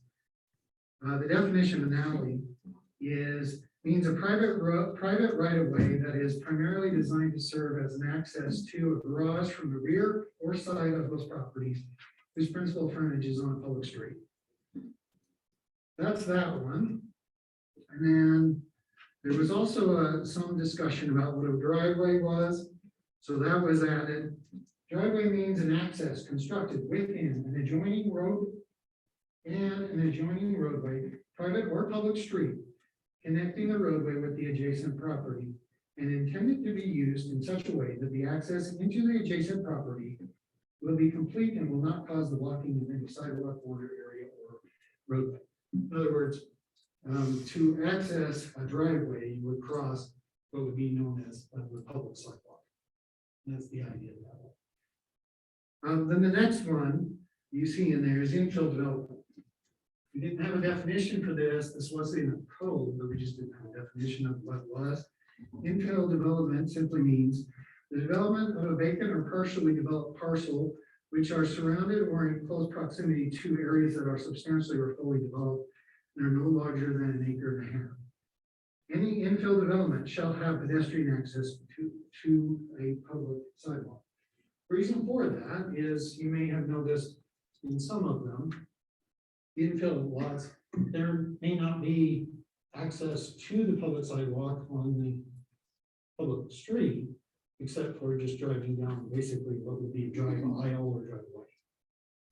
It can be dangerous for kids, especially, to try to navigate cars. So the idea of this was we would add something that would provide for some sort of access for pedestrians to be able to access public sidewalks.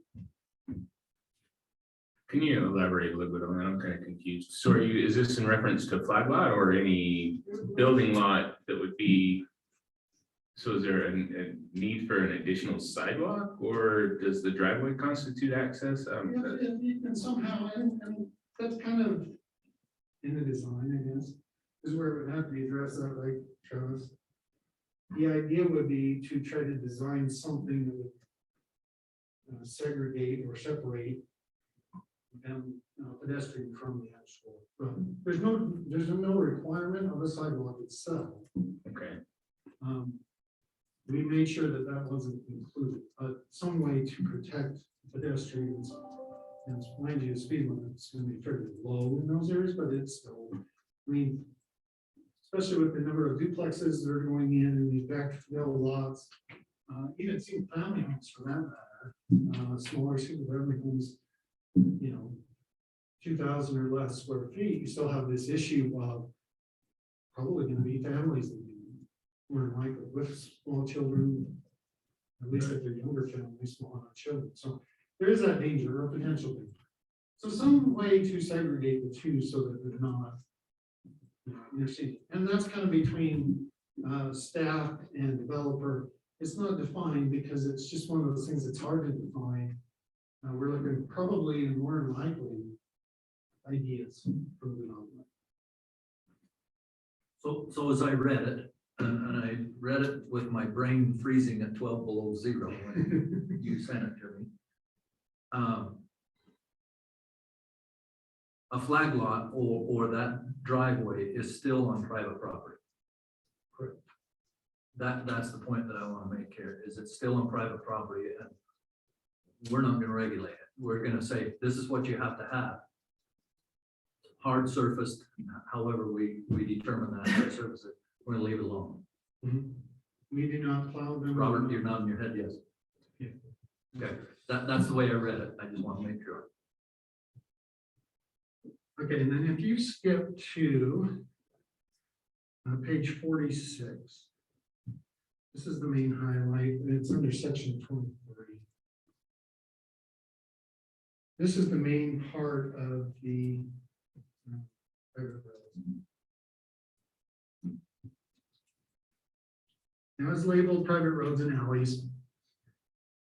Under section A, it basically says design. A roadway within a residential or commercial, we took out the commercial part because commercial simply requires that a commercial site plan be presented. Upon that, then the roads can be determined, or drive aisles or whatever they are. So that's why commercial got taken out. So element may be designed as a private road or private alley, provided the street meets the following those standards.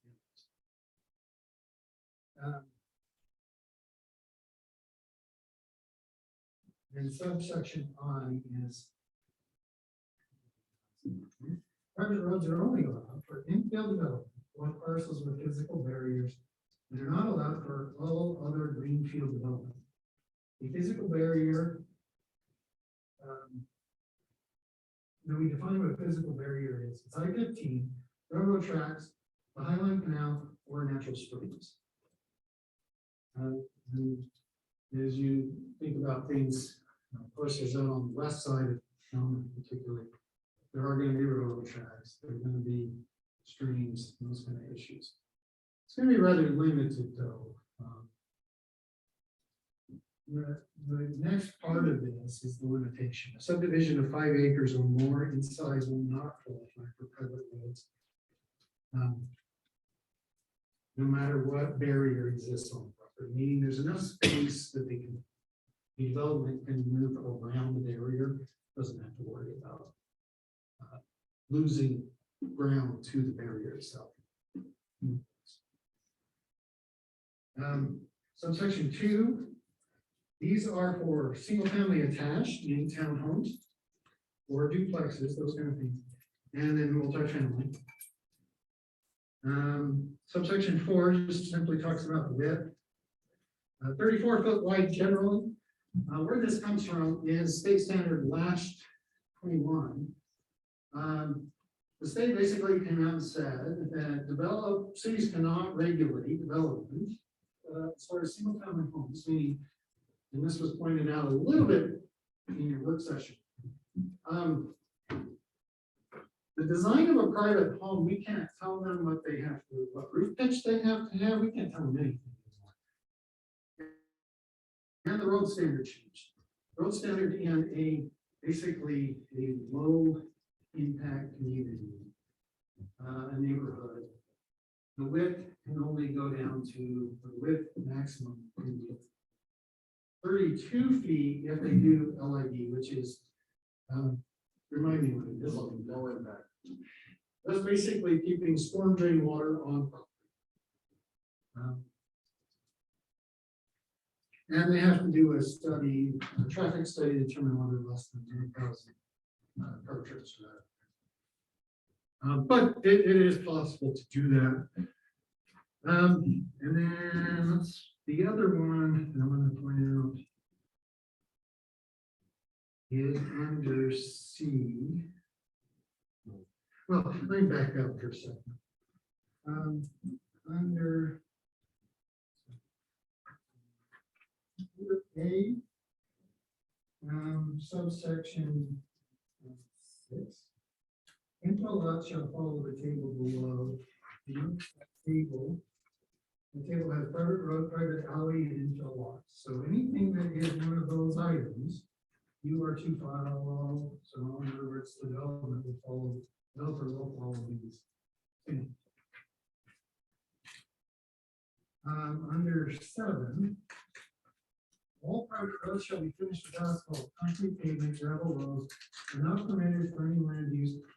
And then there's a reference up to the table above that, and the table above that simply says that the agricultural homes that are out currently out in the county area mostly, there are some within the city, that those homes can maintain a gravel driveway, not required to put in pavement just simply to get to the house. But those would have to be, those are basically a case by case basis. We don't see a lot of building on those lots right now. What we're seeing is a lot of those lots are turning to other types of development. You're turning into those other types. And then, Can I back up Sure, just one second? sure. I'm on 47. Okay, that's where I'm at. Talks about the maintenance of the private roads. Correct. Well, you're jumping ahead of me, but yeah. If I'm ahead of you, go ahead. Yeah, you are ahead of me a little bit. I thought, okay. Let me just point out a couple things real quick. Yep. All private roads shall include a 5-foot wide and 6-foot thick concrete sidewalk adjacent to the private street, excluding alleys. We don't want anybody trying to put in sidewalks and alleys and messing those up, those won't work. And then, the next one under that is all private roads shall include a 2-foot wide concrete curb and gutter. I mean, the curb and gutter is not for alleys. And then let's jump down a little bit under C3. The maximum length is 250 feet. If you have anybody has any suggestions, basically that took our road standard in half. I guess my only comment would be, is that something we should leave to staff based on the size of the lot, not the size, the configuration of the lot? Do we want to give you guys that latitude? Can't they come to us for a variance on that? Can we change that? We set an ordinance.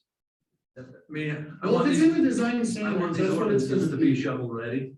Right.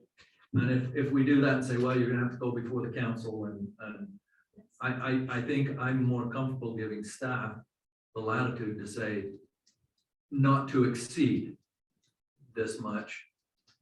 I don't know. I'm trying to get, are we tying your hands?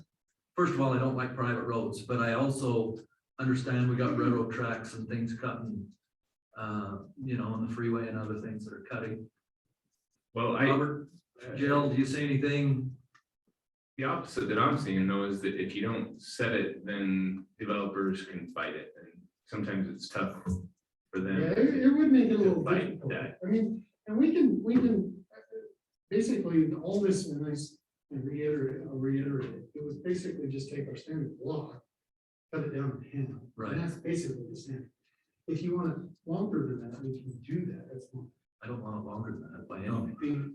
That would basically streamline it, as I understand it, if we let that staff do it, and if there was a problem, they could bring it to us, from that would be their own volition, to slow the process down, but if we give them that ability, it would speed it up a bit. I would just also say that having it not be so lengthy also kind of encourages them to have those lengthier roads actually be public roads, right? So rather than having these longer private roads, in the instance where you need a longer road, it's going to be a public one that is hopefully averting lots of these problems that we're really concerned about anyway. What was the link that was on it? 250. 250, which is basically Essentially, that's 10 townhouses. 10 townhouses. I mean, if you did 2 buildings of 5. Right. probably. I'm just a little concerned. I sign on a flag law on Friday. I just want to make sure. I'm No. got my turtle. Infill's different anyway. But I want to make sure that it's. This good is, for this everybody. is simply, this has nothing to do with the infills. This is the private road. That's the private road, not Private road issues. infield or private drive. Yeah, it Or wouldn't have drive. anything to do with those. Yeah, Those are separately handled on. this is just specifically private road. Yeah, okay. Then we Okay, can I'm get good to with you, that. Bob. Whichever way you want it to go, I'll back you. Thank you, buddy. And then, Bob, you were talking about the D maintenance Yes, responsibility. you of want me the to go to HOA. that? Yeah, if you have questions about You that. got me bouncing all over here. Well, that is a D. I'm 47. Okay, I'm on 47 now too. As I read that, I'm just going by what we're experiencing right now. You do very well in streetlights, snowplow, asphalt maintenance, landscape maintenance, garbage collection. I don't want our street crew or our city crews in there digging up a sewer line or a water line because it's that long and we can't afford to do it as an HOA or, you know what I'm saying? In other words, have we got enough bite in there? That I just see this in the future, you guys, when I'm in the grave, somebody's gonna come to the city and say, you need to come replace that sewer line on this private drive, and the city's gonna be stuck with it. Like we are right now, David. Which one? Yeah. Which one? Yeah, no names, just, in other words, have we got enough bite saying that the city is not, I mean, we spell it out with streetlights, snowplow, those things. And we already have some in ordinance elsewhere, but I wonder if we need to put something in there that says that the city will not maintain the sewer, water and everything else until it connects out in the street to the city, to the common system. Is that, am I stranded in that? No, I think it's a good idea. I think it is. We can remember. Okay, If you notice, and that's maybe where E kind of addresses that, the problem is, this is what it says. Let's Construction, E. yep. If you'll put that on there, I'll keep my mouth shut. All private roads shall include a public utility easement for streets, including public sanitary sewer, clean water, pressurized irrigation pipe system. The construction of the underground public utilities located within a private road shall meet city standards and guidelines. What you're asking is that not be the case of public utilities, that those be separated at the. That can all stay the same, but just, and the HOA or what, you could go back to the HOA up there where you say who the responsible parties are, and write it right on D itself. And just put, even if you just added it to I will add it as just as like. 1, 2, 3, 4, I would just add it as a 5 or a 6 and say, all utilities underground are the, meaning D sets that, just put another number and stuff underground. Joe, I have a question in regards to that subdivision to the east of me that has a 25-foot proposed sewer line underground, you know, that's one that's way deep. Would this qualify in that, or would that be something that would become the city's responsibility because it doesn't technically have an HOA? Am I making sense in the Whatcots? Because their proposed sewer line has to go around the block before it actually attaches. But this is just related to access, this ordinance. So they have access on public streets. So I don't think there would be any portion of this particular code That would pertain to that that. would pertain to that, Okay. because they front a public street and they would be accessing a public. Right. Is that correct? I think so. Okay. All right. there's- That, this is just one particular, but I gotta get my brain wrapped around it. It's a lot on here, so. There is. And then I will just point out, I noticed this the other day, and that I think we discussed it as staff, and I think it creates a legal quagmire to have this in here. E3, my son could battleship. E3, Yeah. Private roads require the recordation of a shared access easement, that's fine. And then it says, and a maintenance agreement. There is nowhere addressed in here of a maintenance agreement. We do not have any way to really enforce a maintenance agreement with them. And frankly, I don't think it's a great idea. We're dealing with a bunch of HOAs that really we don't get involved with unless they're trying to terminate and everything over to us, and then we get involved with. So I'm only asking to just the part that talks about maintenance. but as I read that, Jason, Sure. I think for future, for the realtor that's selling that, they can go, because it's a recorded document. Right. They can go and pull that up, and they're gonna find out that there is a recorded easement, that there is a maintenance agreement on it. And what bite are you gonna give the homeowners themselves to go back to the association? If the road does, start deteriorating, they'll have a document that says the maintenance agreement's there. I don't particularly think we ought to review it and approve it. Well, I think they ought to have it. If that's the way you picture it, like what I'm thinking, and maybe I'm clearly wrong, maybe I'm wrong with this, I don't know. Is these would have to be approved through us, whether it's me making it or creating it, or city council approval, and then the HOA signs off on it too. If you're thinking that it's just an HOA thing and they must create some sort of agreement between them and the HOA and the homeowner, that's fine with me. That's all I want. I don't want Payson City involved at all. I will make a note in here and make it so that it's probably clearly that. Okay.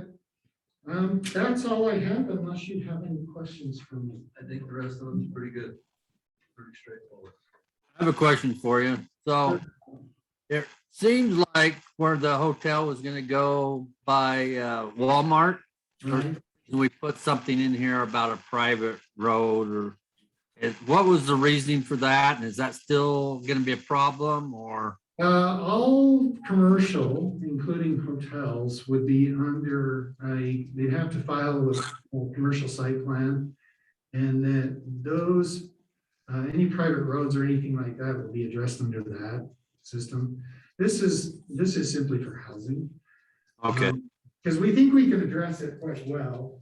Travis, there's an agreement here that we can address it quite well in the site plan phase rather than through these design standards. But that does bring up that lot he's talking about is one of those that is on a strange angle because of the interstate. It is. It would technically, if you're wanting to put housing, it might qualify. Yeah. But yeah, it's a planned hotel in that sense. Right. It'll be addressed that way. Yep. So I guess that caused a little bit of concern because is this under just residential guidelines or is this any guideline for, when we take out commercial, where does it say that they can do private roads in commercial? So I'm just a little confused, I guess. Now you gotta come up. I would say probably 95% of the time, in a commercial, we're just considering it a drive aisle because there's parking on both sides. Correct. Very few, like, Walmart does have that private road that, on the north side but even reality, you could consider it a drive aisle because you're just feeding into the parking lots on both the north and the south of it. So that's why we aren't responsible for that drive aisle. They are. They are. And so that's why we consider that really, it is kind of considered a private road, but in reality, we're just considering anything commercial and industrial would be just a big parking lot with a private drive aisle. And part of the site though. How does that one work? Is there I don't remember how the agreement was working to get that hotel in there, because we're using our private drive. The whole hotel actually had to buy access into that because it was off of a private road. So they own they're part of the conglomerate that owns that now. Okay. Walmart had to get them permission to be able to. access Right, it. and I just couldn't remember how, I know we had asked for that and where we were, and eventually something had come about, I just couldn't remember how. Yeah, I think they just had access. They don't have any right, they just have a right of way to the whole road, but they don't really own it or anything. They just had a little piece that adjoined from their property to the Walmart road, so. Okay. Yeah, well, as long as we're okay with that, I'm fine. I was just concerned that it might say that they couldn't do anything in commercial property, so. Okay, is there any further council discussion on that? I think if Jason will make that one, I'll make add that one additional. Mhm. uh, I will. Mayor, I would make a motion then. Okay. First of all, I want to say thanks to all of the staff. I know there was a lot, I don't want to say we reinvented the wheel here, but there was a lot of time and effort, and I appreciate getting it to this point where we can feel comfortable with it. So thanks to everybody. Mayor, I'd make a motion that we would approve the ordinance amendments to Title IX as presented this evening, with the one additional number being added. Okay, there's a motion. Is there a second? I'll second it. Okay, we have a motion to be seconded. Roll call vote starting with Council Prosgaard. Aye. Council Carter. Aye. Council Christensen. Yes. Council Hewlett. Yes. And Council Hyde. Yes. Okay, motion carries. Thank you. We'll go on to number 3, ordinance amendments to the Payson City Developmental Guidelines. Jason and Robert, Travis, you're still up. Okay, That was the main, yeah, I just read the name, so that was stay the where you want. main part. In fact, the number that is going to be added is, that's the references in design guidelines. So there's 2 separate motions. For Title IX simply references those guidelines. The change will be made to the guidelines themselves. So So we just need a motion for Title IX now, then, right? oh, we did the Title IX, we just need the motion for the guidelines. But I said that. But the guidelines cover what Bob was talking about, right? True. So do we need 2 separate ones? Yeah, we need 2 separate motions. Okay, I guess we So need if you a wanna- motion for the guidelines. Then I would make a motion that we approve I know what you're talking about. the guidelines to Title IX. Is that the way you want it said? Just say the design guidelines. The design guideline. Okay. Okay, is there a second? I'll second that one. Okay, we have a motion been seconded. We'll start again. Council Prosgaard. Aye. Yes. Okay, Council Carter. Yes. Council Christensen. Yes. Council Hewlett. Yes. Council Hyde. Yes. Okay, motion carries again unanimously. Okay, we'll move on to ordinance amendments to the Payson City Developmental Guidelines.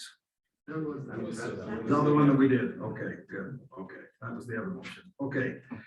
I'll go to G, adjournment to closed session. I'll entertain a motion to do that. I'll make a motion that we adjourn to closed session. I'll second it. Okay, roll call vote, Council Prosgaard. Council Hewlett. Yes. Council Hyatt. Council Christensen. Yes. Council Carter. Yes. Okay. Adjourn. I'm gonna make a motion that we adjourn. Can I get a second? Brian, we're waiting on you to second it. Oh, okay, I'll second that then. all in favor. Aye. Yes. Okay, we are adjourned. Stay on for just a minute, Brian. Okay. Teresa,